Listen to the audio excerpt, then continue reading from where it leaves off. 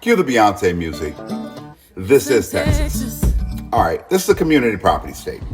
If you live in Texas, or if you live in California, or any of the 7 other community property states, and you are buying a house, or you're buying real estate, your spouse has to be involved in that purchase one way or another. Sometime from beginning to end, your spouse is going to be involved. Can you buy a house without your spouse knowing about it? No, not happening. Okay. If you are doing a VA FHA or USDA loan, your spouse's credit has to be reviewed at the same time that your credit is being reviewed. I won't get into details about what we're looking for. The bottom line is your spouse's credit is going to have to be reviewed along with yours. All right. Is there a way around it? No, there is not a way around it. It is the law. Okay. We have to do this in community property states.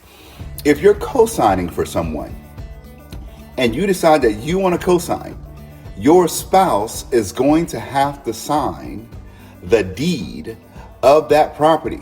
So they have to be involved in signing for the deed of the property, although they are not the ones co-signing, because this is a community property state. Is there a way around it? No, there is not a way around this. All right. There's not a way around things that people ask me to get around every single day. Community property. It is the most important thing you need to know, probably if you're married. If you're going through a divorce, and you ask me, hey, is there a way that we can get around my spouse not knowing that I'm buying a house? No, it is a community property state. The state sees that property as more of the property of the individual's marriage than it is the property of the individual. Okay, so if you're buying a house in Texas, don't ask me, is there a way to get around all the things that people ask me to get around every single day? If you're doing a government loan, VA, FHA, USDA, got to pull your spouse's credit also.